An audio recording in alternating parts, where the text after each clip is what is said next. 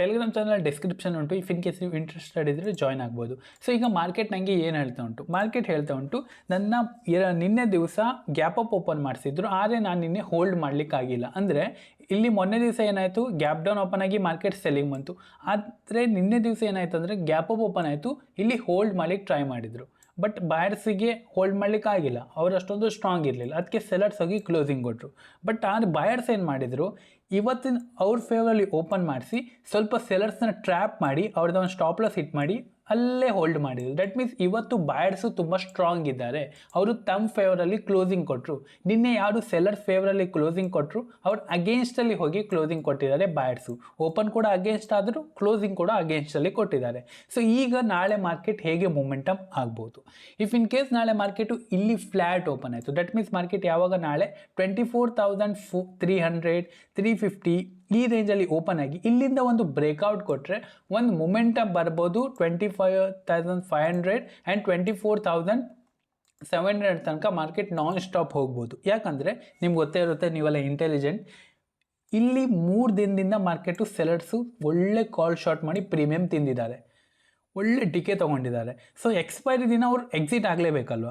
ತುಂಬ ಜನ next expiry ಕೂಡ ಶಾರ್ಟ್ ಮಾಡಿರ್ತಾರೆ, ಅದು ಬೇರೆ ವಿಷಯ. ಬಟ್ ಈಗ ಕರೆಂಟ್ ಎಕ್ಸ್ಪೈರಿ ಅದು ನಾಳೆ ಉಂಟು. ಯಾವಾಗ ಈ ಎಕ್ಸ್ಪೈರಿ, ಯಾವಾಗ ಈ ಕಾಲೆಲ್ಲ ಹೋಗ್ತಾರೆ 24,400 ಕಾಲು, 24,300 ಕಾಲು, ಅಥವಾ ಸ್ವಲ್ಪ 24,200 ಕಾಲು, ಯಾವಾಗ ಇದು ಶಾರ್ಟ್ ಆಗಿದ್ದು ಕವರ್ ಆಗ್ಲಿಕ್ಕೆ ಹೋಗ್ತಾರೆ, ಆವಾಗ ಏನಿದು ಪ್ರೀಮಿಯಮ್ ಒಂದು 70 ರೂಪಾಯಿ 80 ರೂಪಾಯಿ ಪ್ರೀಮಿಯಮ್ ಇಡ್ತಾರಲ್ಲ, ಮೇ ಬಿ ಇಷ್ಟೇ ಇರ್ಬೋದು. ಇಲ್ಲಿ ನಾವು ಸ್ಪೈಕ್ ಕೊಟ್ಟರೆ ಮಾರ್ಕೆಟ್ ಈ ಕ್ಲೋಸಿಂಗ್ ಏನು ತೋರ್ತಾ ಉಂಟಲ್ಲ, ಇಲ್ಲಿ ತನಕ ನನ್ನ ಟಾರ್ಗೆಟ್ ಉಂಟು, ಅದ್ರ ಮಧ್ಯೆ 24,500 ಕೂಡ ಬರ್ತಾರೆ. So if in case market ಇಲ್ಲಿ ಹೋಲ್ಡ್ ಮಾಡಿ ಇಲ್ಲಿಂದ ಬ್ರೇಕ್ಔಟ್ ಕೊಟ್ಟರು ಕೂಡ ನಾವು ಪ್ಲ್ಯಾನ್ ಮಾಡ್ಬೋದು ಇಲ್ಲಿ. Fine. If in case gap up open ಆದರೆ ಇವರೆಲ್ಲ ಸ್ವಲ್ಪ ಟ್ರ್ಯಾಪ್ ಆಗ್ತಾರೆ, ಬಿಕಾಸ್ ಸ್ವಲ್ಪ ಹೆಜ್ಜಿಂಗ್ ಕೂಡ ಮಾಡಿರ್ತಾರೆ. ಇಲ್ಲ ನೆಕ್ಕಡೆಲ್ಲ ಪೊಸಿಷನ್ ಯಾರು ಕೂಡ ತೊಗೊಂಡು ಹೋಗಲ್ಲ ಈಗಿನ ಮಾರ್ಕೆಟಲ್ಲಿ, ಬಿಕಾಸ್ ಪೊಸಿಷನ್ ಯಾರಿಗೂ ಫಾಲೋ ಥ್ರೂ ಕೊಡ್ತಾ ಇಲ್ಲ.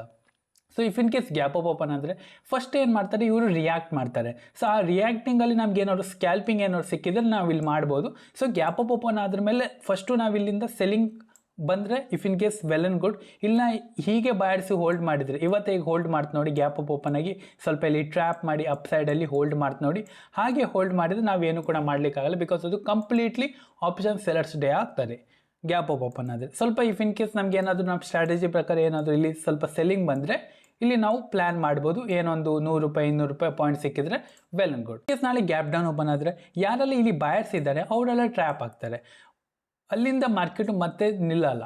ಮಾರ್ಕೆಟ್ ಇಲ್ಲಿ ಹೋಲ್ಡ್ ಮಾಡ್ಬೋದು. ಇಲ್ಲಿಂದ ಮಾರ್ಕೆಟು ಬ್ರೇಕ್ ಡೌನ್ ಆದರೆ ಮಾರ್ಕೆಟ್ನ ಹೇಳಿದಾಗೆ 23,666 ತನಕ ಮಾರ್ಕೆಟ್ ಡೌನ್ ಸೈಡ್ ಹೋಗೋ ಚಾನ್ಸಸ್ ಉಂಟು. ಇಲ್ಲಿಂದ ಬ್ರೇಕ್ ಡೌನ್ ಆದರೆ ಒಂದು ಒಳ್ಳೆ ಮೂಮೆಂಟಮ್ ಬರ್ತಾರೆ ಡೌನ್ ಸೈಡಲ್ಲಿ, ಬಿಕಾಸ್ ತುಂಬಾ ಚೆನ್ನಾಗಿ ತೋರ್ತಾ ಉಂಟು. ಫೈನ್.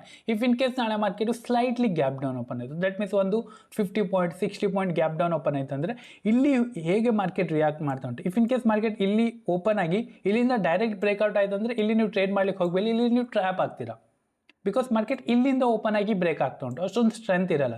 ಸೊ ಇಲ್ಲಿ ಒಂದು ಪುಲ್ ಬ್ಯಾಕ್ ಕೊಟ್ಟು ಮಾರ್ಕೆಟ್ ಹೋಲ್ಡ್ ಆಗಿ ಬ್ರೇಕ್ಔಟ್ ಕೊಟ್ಟರೆ ನಾವಿಲ್ಲಿ ಬೈಯಿಂಗ್ನ ಪ್ಲ್ಯಾನ್ ಮಾಡ್ಬೋದು. ಬಿಕಾಸ್ ಯಾಕಂದರೆ ಯಾರೆಲ್ಲ ಇಲ್ಲಿ ಬೈ ಮಾಡಿರ್ತಾರೆ ಅವರೊಂದು ಪ್ರಾಫಿಟ್ ಬುಕ್ಕಿಂಗ್ ಮಾಡ್ತಾರೆ, ಅದರ ನಂತರ ಮಾರ್ಕೆಟ್ ಅಪ್ಸೈಡ್ ಹೋದರೆ ಒಂದೊಳ್ಳೆ ಅಪ್ಸೈಡ್ ಮೂಮೆಂಟಮ್ ಸಿಗ್ಬೋದು. ಆವಾಗ ನಮ್ಮದು ಸ್ಟಾಪ್ ಲಾಸ್ ಕೂಡ ಸಣ್ಣದಾಗುತ್ತೆ. ಇದೇ ನಾವು ಫ್ಲೋವಲ್ಲಿ ಮಾಡಿದರೆ ಸ್ವಲ್ಪ ಸ್ಟಾಪ್ ಲಾಸ್ ಏನಾಗುತ್ತೆ, ದೊಡ್ಡದಾಗುತ್ತೆ. ಫೈನ್.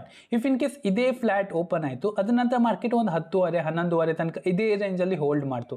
ಅದ ನಂತರ ಮಾರ್ಕೆಟ್ ಇಲ್ಲಿ ಬ್ರೇಕ್ಔಟ್ ಆಯಿತು, ಹೈನ ಬ್ರೇಕ್ ಆಗಿ ಪ್ರೀವಿಯಸ್ ಡೇ ಅಂದರೆ ಇವತ್ತಿಂದು, ಅಥವಾ ಬ್ರೇಕ್ ಡೌನ್ ಆಯಿತು ಲೋನ ಬ್ರೇಕ್ ಆಗಿ ಪ್ರೀವಿಯಸ್ ಡೇ ಅಂದರೆ ಇವತ್ತಿನ ಲೋನ ಬ್ರೇಕ್ ಆಗಿ ಡೌನ್ ಸೈಡ್ ಬ್ರೇಕ್ ಡೌನ್ ಆದರೆ ಒಂದು ಒಳ್ಳೆ ಮೂಮೆಂಟಮ್ ಈ ಕ್ಲೋಸಿಂಗ್ ತನಕ ನಾವು ಎಕ್ಸ್ಪೆಕ್ಟ್ ಮಾಡ್ಬೋದು. Down side. ಅಪ್ ಸೈಡ್ ನಾನು ಹೇಳಿದಾಗೆ 24,500 ಹಾಗೂ 24,600 ಹತ್ರ 700 ಹತ್ರ ನಾವು ಎಕ್ಸ್ಪೆಕ್ಟ್ ಮಾಡ್ಬೋದು.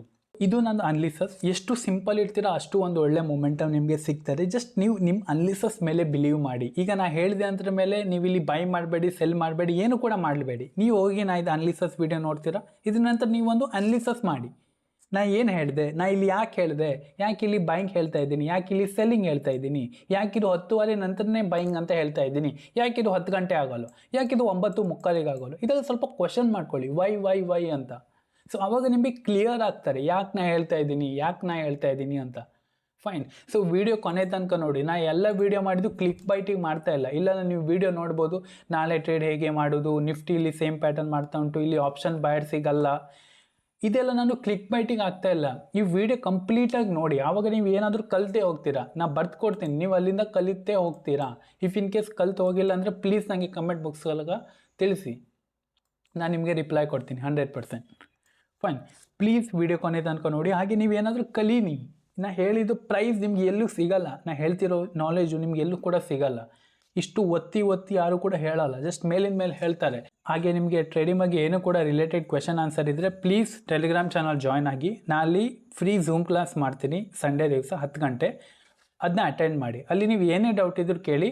ಪ್ರೀವಿಯಸ್ ವೀಕು ಕೂಡ ಮಾಡಿದ್ದೆ, ಸ್ವಲ್ಪ ಜನರಿಗೆ ಖುಷಿ ಆಯಿತು. ಇಫ್ ಇನ್ ಕೇಸ್ ನೀವು ಅದರಲ್ಲಿ ಒಬ್ಬರಾಗಬೇಕಂದ್ರೆ ಪ್ಲೀಸ್ ಆ ಟೆಲಿಗ್ರಾಮ್ ಚಾನಲ್ಲಿ ಝೂಮ್ ಕ್ಲಾಸ್ನ ಅಟೆಂಡ್ ಮಾಡಿ. ಫೈನ್, ಐ ಹೋಪ್ ನಾನು ಹೇಳಿದ ಪಾಯಿಂಟಲ್ಲಿ ನಿಮಗೆ ಕ್ಲಿಯರ್ ಆಯ್ತು ಅಂತ. ಈ ವಿಡಿಯೋದಷ್ಟೇ. Thank you, have a good day.